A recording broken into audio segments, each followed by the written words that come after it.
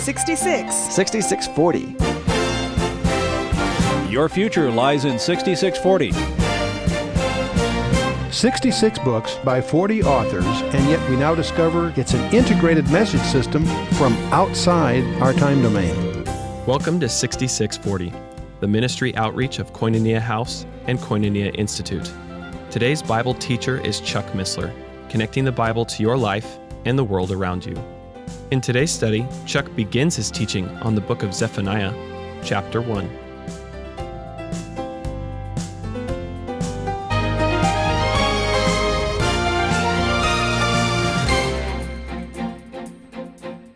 The Minor Prophets are a collection of 12 little books in your Bible that are called minor prophets because that's a librarian's term.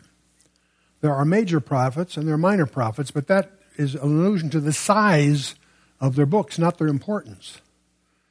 There are a handful, 12, what are labeled minor prophets in your table of contents probably, but some of them are pithy, to the point, and shattering. Some of them are well known, some get kind of overlooked. But for a number of reasons that'll become obvious as we get into it, we're going to undertake a study of a little tiny book, 3 chapters, called Zephaniah. So that he was one of the minor prophets, as they're called. And we'll start tonight with chapter 1. In our next session, we'll take 2 chapters, both 2 and 3. So they're just 2 sessions for this study. Zephaniah, his name itself means whom the Lord hides or protects. He was born during the latter part of the reign of Manasseh. And we'll put that into some context as we go here. But we're talking about the 7th century before Christ. He was pretty much a contemporary of Jeremiah. And Jeremiah was born before him and I think may have lived longer. In other words, they overlap. To give you, there's a number of different commentators and scholars, reputable sources, that have slightly different views on the dating of the book. But we're clinging to the one we think is the most authenticated.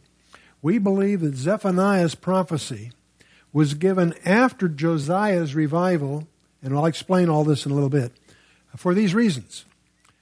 There's an allusion in there about cutting off the remnant of Baal worship, implied that a religious awakening was in progress.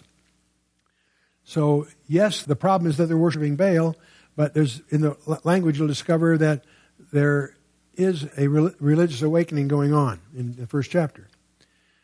Also, Jeremiah, who prophesied long after 622, as well as before, in other words, Jeremiah starts earlier and even stays longer, described Judah's religious and moral condition very much in the similar terms as did Zephaniah.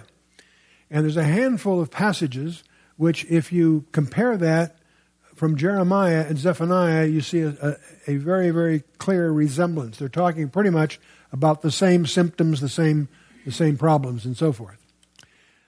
But another factor is that the fact that the king's sons are alluded in the text to have worn foreign apparel suggests that they were old enough to make their own choices. And for the king's sons to be old enough to do that, it turns out to help you date when this was done. And also, Zephaniah's frequent quotations of the law suggest that he was using sources discovered by Hilkiah. And there's a handful of those allusions that support it too.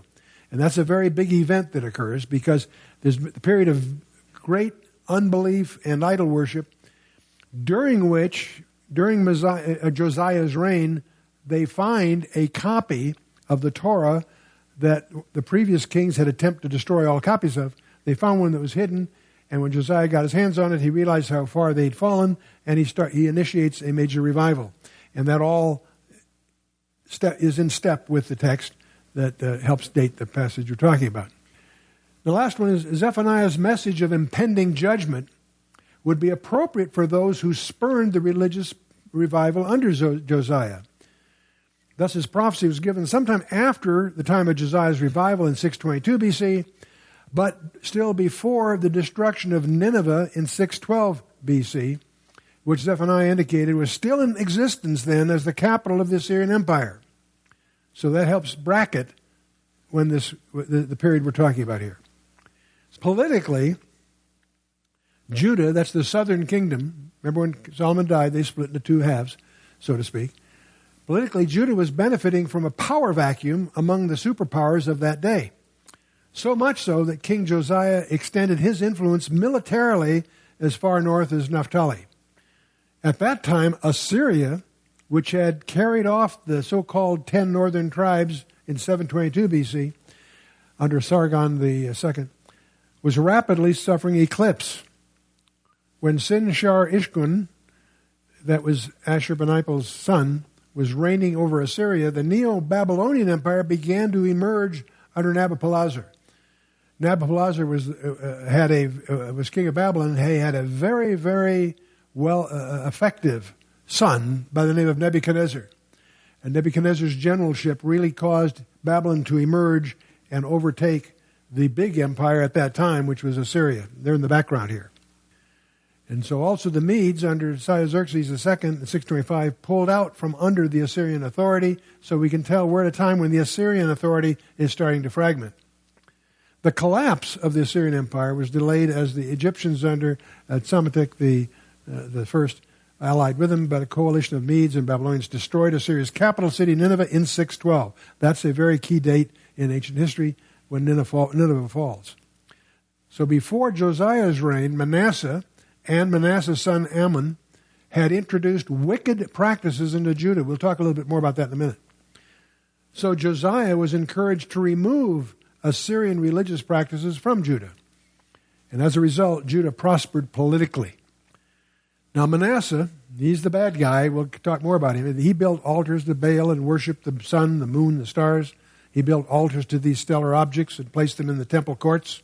Can you imagine turning the temple into a zodiac type of place? And he made a carved Asherah pole, that's an image of the goddess Asherah, and placed it in the temple. If you know anything about Judaism and all the rest of it, these are unthinkable atrocities. And also under Manasseh was child sacrifice and also astrology. Both these practices prospered under Manasseh. Manasseh reigned longer than any of the other kings in Judah, for 55 years of this kind of destruction of their previous heritage. And Manasseh's son, King Ammon, who may have been named after an Egyptian deity, continued his father's policies until his assassination. So these are the dark times leading up to the period that we're interested in. Now Josiah succeeded his father Ammon at 640 at the age of 8. The mobs, outraged by Ammon, slayed him. Josiah is only 8 years old, and he steps in to be king. Pretty young guy. In 632, at the age of 16, Josiah began to seek after the God of his forefather David. In 628, Josiah started a reform movement in which much of the idolatry was purged from Jerusalem and Judah. So that's a big deal. It's not as complete as we'd hope, and that's what Zephaniah is going to deal with. But still, it's a huge change from the history of Ahaz and Manasseh and Ammon. About the time Jeremiah commenced his ministry and Judah moved toward independence from Syria with a potential revival of the idea of an undivided kingdom like that under David and Solomon. That was the dream, at least. And then in the 18th year of Josiah's reign, a very key event occurred. A copy of the law, or the Torah, was discovered by Hilkiah, the high priest. All these copies had been destroyed under Manasseh. This one somehow was successfully secreted away, and Hilkiah the high priest found it, discovered it, showed it to the king, and it blew him away. When Josiah, the young king, read and realized how far they'd fallen from God's calling, he initiates a revival, a religious revival, including a new enthusiasm for celebrating the Passover. Understand, this had gone for over 50 years without being observed. No keeping of the Sabbath. None of the practices that you associate with the Torah. Unfortunately, though, the promising reform movement was superficial, for it did not deeply affect the political religious life of the nation. Worship of Yahweh or Jehovah or Yod-Heh-Vaveh, however you want to pronounce it, was reestablished, but idolatry was not entirely removed. Now, it's kind of useful to really get this perspective. Many Bible teachers don't really grasp this. Hezekiah was a good king, but his son was Manasseh, and under Manasseh it was really bad news. And we're going to talk a little bit more about that as we go. But God is so upset. There was blood from border to border, according to the Scriptures. And so God is concerned. Now, during that time, apparently, the priests, to protect the ark... See, Manasseh was going around destroying everything that was Jewish. Couldn't read the Torah, couldn't worship on Shabbat, etc. So the priests, to protect the Ark of the Covenant so that Manasseh would not destroy it, apparently took it out of the temple, out of town, in fact, out of the country. And they sought protection under Pharaoh Necho. And this is all, you have to somewhat read between the lines of 2 Chronicles 35. We're not going to go into through all of that here if that's new to you, but we encourage you to check that out because that leads to a whole history that most people are not aware of.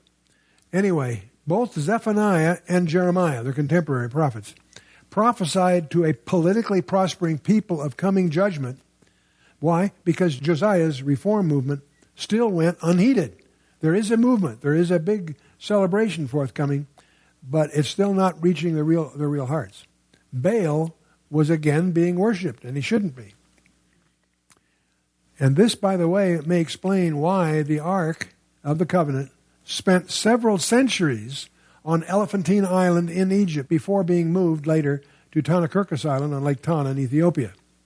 And the presence of the tabernacle and the Ark of the Covenant at this time on the Elephantine Island has been confirmed by the archaeologists. Elephantine Island was the capital. It's a little island in the middle of the Nile, but it's an island that served as the headquarters for Pharaoh Necho. It's on the boundary between Upper and Lower Egypt. Ark was there for almost 2 centuries. Then it moves upriver to Lake Tana, and specifically to one of the islands there called Tanakurkus Island. It stayed there for 8 centuries before being moved to Axum, apparently. So, by the way, most people don't know that Pharaoh Necho, that they're under, he's a pharaoh of Egypt, but he's not Egyptian, he's Ethiopian. So there's a lot more going on here behind the scenes. Another concept we're going to encounter as we get more and more serious about Zephaniah, we're going to encounter this phrase, the day of the Lord, widely misunderstood and misapplied by many people. The day of the Lord, that term occurs 7 times in this book, but it's also alluded to 19 times by other phrases too. One of the things that we learn by studying the day of the Lord in Isaiah, Ezekiel, Joel, Zephaniah, and Zechariah is judgment will begin where? At God's people, with God's people, Israel, and specifically the house of the Lord. And also from Isaiah and Ezekiel and Joel, we learn that it would begin with a battle cry as the Lord summons his enemies to prepare for battle. In other words, he's going to use the enemies of Israel to accomplish his judgment on Israel. Interesting concept here. And the various passages described as a day of darkness, a day of fire, a day of cataclysmic events, when the earth would tremble. In Ezekiel, Zephaniah, Malachi, Isaiah, and Joel, all make these allusions. Joel is very articulate on this. It's one of the primary references on this whole issue. The day of the Lord sometimes involves the judgment of God's people, including the northern kingdom, because they get wiped out by the Assyrians as a result of their sin. God uses the Assyrians to be his instrument of judgment against the northern kingdom. It also is a term used against Judah at the hands of Babylonians, and that's part of what we'll be dealing with here. Those are specific, you might say, denotative allusions. But sometimes the judgment appears in the context of a universal judgment on all nations. Same term is used. It's used both ways, and that's what causes confusion.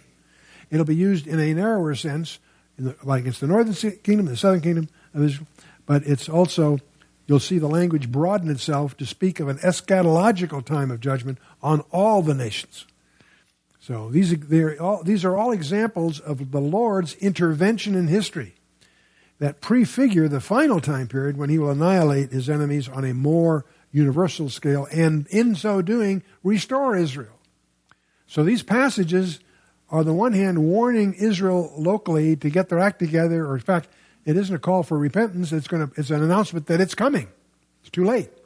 But it's also coupled with the fact at the end of the story, they get restored in their land and so forth. So for a real thorough development of this relationship between history and eschatology, one of the places you might want to take a look at, study Isaiah chapter 13 through 27 as one of that's its primary emphasis there. But see, the day of the Lord, however, as other scriptures will show, will include some other events beside the things we've talked about. First, before Israel's enemies will be destroyed, they will plunder and devastate Israel. That's what Zechariah 14 deals with. And this will be a time of anguish for Israel, according to Zephaniah. We're going to look at that this evening. Jesus called this time period, what we call the Great Tribulation, he calls it a time of great distress for the nation Israel. Jeremiah uses the phrase, the time of Jacob's trouble. Those are equivalent idioms, if you will. It also, another aspect is, after the Lord will destroy his enemies at the Messiah's return, the day of the Lord will include a time of blessing for Israel known as the Millennium. Okay? And many people don't realize that the Millennium, as we encounter it in Revelation 20, is nothing more than the fulfillment of the unconditional covenant that God gave David in 2 Samuel 7. Then after the Millennium, the day of the Lord will also include the destruction of the present heavens and earth and the making of a new heavens and a new earth. See, that whole thing is embraced eschatologically from the tribulation all the way through, not just the end of the tribulation, all the way through the end of the millennium where there's a new heaven, new earth, and so on. That term, it's the day of the Lord. In other words, it's the day that the Lord's in charge. Okay, we live in a day where he's standing back, but he's beginning to position himself for the end, we believe. So, see, the day of the Lord will be a lengthy time period, including both judgment and blessing, both.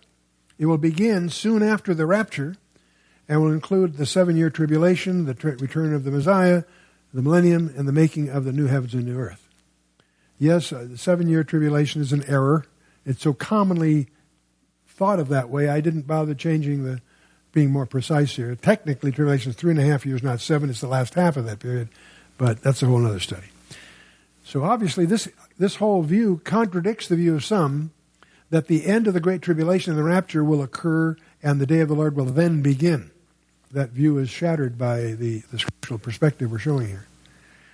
Babylon, Egypt, and Edom and other nations will be laid waste as God intervenes to punish the sin that had come to a climax. And we're going to see that all laid out here as this unfolds. And it'll all begin, the day of the Lord, in the eschatological sense, will begin with the tribulation period, the time of Jacob's trouble.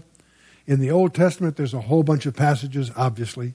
In the New Testament, Revelation 6, 11, 14, 15, 16, and 19, all deal with this. They all embrace this. In other words, the day of the Lord embraces the whole millennium. It continues. It's spoken of as a day of visitation, a day of judgment, both by Peter, first and second letter, a day of wrath by John in Revelation 6, and on it goes. There are over 1,845 references in the Old Testament alone relating to Jesus Christ ruling on the planet Earth that have yet to be fulfilled. There are a total of 17 Old Testament books that give prominence to that event. Of 216 chapters in the New Testament, there are 318 references to the second coming. It's mentioned, in fact, emphasized in 23 of 27 books. For every prophecy relating to his first coming that we celebrate around the Christmas season and so forth, there are 8 relating to his second coming. Interesting ratio here. Still, in spite of that, most people assume that the future is but a linear extrapolation of the present, that life will just go on. See, we're all guilty of what I call linear extrapolation. We think that tomorrow will be like yesterday, next week like last week, next month like last month, next year sort of like last year. We make linear extrapolation. It's understandable, and yet we need to stop and recognize that in every phase of our life, there occurs what we call nonlinearities. Medically, you can have a stroke that wasn't expected. Economically, you can lose your job or have the stock market collapse or whatever. Geopolitically, there are changes of regimes occurring and what have you. Life is full of nonlinearities, and that's why you have insurance companies, to help protect against certain kinds of nonlinearities. Well, one of the most important nonlinearities to be aware of is the biblical nonlinearities. The recreation is one of the first ones. Most of us have no idea what it was like before Genesis 3. You can't prove to me that Adam lived in only 3 dimensions. We don't know what the creation was. We only know the creation after the curse of Genesis 3. Another big nonlinearity was the flood of Noah. That wasn't just a lot of water. The entire ecology of the planet Earth was changed, and in many ways. So that's been very much studied by scientists. But the other nonlinearity that's forthcoming, of course, is the rapture. That's probably the biggest one that the earth has ever seen. It's coming. But there's also judgments of different kinds, and I would call those certainly nonlinearities. So, see, the Bible says otherwise. Life isn't going to go on as business as usual. No, there's a point coming that we've been warned about, and we're expected to take heed of that. One of the problems we as students have in many of the Old Testament prophecies is that there's a juxtaposition of the immediate and the far horizon. Many of these allusions are going to be very specific in the immediate future of the prophet, and other aspects of what they are writing reach way to the end. One of the most dramatic examples is in Daniel 11. When you get up to verse 36, it's clearly been fulfilled in history, crisply, clearly, definitively. It's so precise that many of the critics says, well, it had to be written after the fact. It's a fraud. No, it's been translated into Greek long before the events occurred, so it's not a fraud at all. In fact, Jesus authenticates the book and so on. But from verse 36 after that, it's clearly eschatological. It deals with the final end times. And there's other passages. That's just one I mentioned for your own perusal. There's something else about the structure of chapter 1 I want to call of the whole thing. That the first couple of verses is a judgment on all the earth. And then the next few verses, from verse 4 of chapter 1 through the third verse of chapter 2, there's judgment specifically on Judah and Jerusalem. And then from verse 4 of chapter 2 through verse 15, the scope swings on all the surrounding nations. But then it refocuses on Jerusalem, in the first 7 verses of chapter 3, and then it returns to a perspective of the whole earth. Now, this is a construction, if you notice what I'm getting at here, is that there's a correspondence with the first and last topic. In other words, it goes from all the earth to Judah, then it focuses on all the surrounding nations to Jerusalem, then it focuses back on Jerusalem, and finally on all the earth. That is what is known in rhetoric as a chiasmic structure. And E.W. Bullinger's Companion Bible outlines the whole Bible that way. And on the one hand, I'm not sure it's that useful in many places. At the same time, it is interesting to be sensitized to the fact there's structure as you're reading your Bible, especially in the English translation. You may not be picking up all the subtleties of the original Hebrew text, but there's a structure there that is very deliberate. In fact, some of the structures you find are absolutely impossible for a human to build on their own. And that's one of the things that anyone that has a background in information science is stunned to discover. But there's this chiasmic structure that we're encountering here in this little book called Zephaniah. I thought I'd just call your attention to it. That's called a chiasmic structure. Okay. Well, let's jump into Zephaniah chapter 1. We're going to have a warning of impending judgment. That judgment will be announced. That judgment will then be defined. And that judgment will then be described. Announced from verses 2 through 6, defined from 7 to 13, described in detail from 14 to 18. So that's our chapter for tonight. Just picking one of these. Zephaniah chapter 1, verse 1. The word of the Lord came unto Zephaniah, the son of Cushi, the son of Gedaliah, the son of Amariah, the son of Hezekiah, in the days of Josiah, the son of Ammon, the king of Judah. Well, it's interesting that we find then that Zephaniah is of royal blood. That's kind of interesting. And my recollection, I think that's the only one that... Well, Hezekiah is spelled differently than we find him generally in the text, but that's obviously the King Hezekiah that we all know and love. It's interesting that Zephaniah identifies himself better than any other of the minor prophets. 4 generations, he's the great-great-great-grandson of Hezekiah, and his royal blood. That's interesting. Now, those of you that are familiar with our study of Learn the Bible in 24 Hours are familiar with our timelines we use there. The monarchy starts with Saul. After Samuel comes Saul. Samuel's the bridge between the judges and the monarchy. And after Saul, we have David, and he's very specially favored for lots of reasons. And then his son Solomon. That's the united nation Israel. But when Solomon dies, there's a civil war, and it splits into 2 halves. The southern kingdom, typically called Judah, because it was the principal tribe of the southern group. It wasn't just one tribe. It wasn't just 2. Benjamin and Simeon are included. And unofficially, a lot of the Levites migrated there. The northern kingdom was the remainder, which called itself the house of Israel. So be careful. The term Israel can refer to the whole nation in many contexts, but in a denotative sense, it refers to the northern kingdom that rebelled, went under Jeroboam, and adopted idolatry. 1st and 2nd Samuel cover those periods, and then from Solomon on, we have 1st and 2nd Kings. Chronicles parallels that. 1st Chronicles covering primarily the Davidic time, and 2nd Chronicles all the way to the end, with a Judah emphasis, of course. Now, the northern kingdom gets so bad that as a judgment, God has the Assyrians wipe them out. They don't go into captivity in the sense they're later released. They disappear from history as a group. And the northern kingdom lasts longer, but it also ultimately goes into the Babylonian captivity. And we're going to focus our attention in that period leading up to the Babylonian, and including part of the Babylonian exile. Let's take a look at that more carefully. Babylon has risen to power, supplanting the Assyrian Empire that preceded it.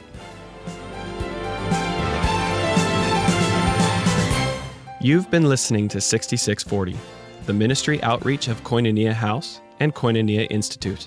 Today's Bible teacher was Chuck Missler, teaching through the book of Zephaniah. Download the new K-House TV app to access an ever-growing collection of free resources. Visit the Apple or Android App Store, or search K-House TV on your Roku or Fire TV streaming device. Thank you for listening to 6640 and for your continued prayerful support of this ministry. Until next time, as we continue this series, may God bless you with the knowledge of His Son, Jesus Christ, as you study His Word.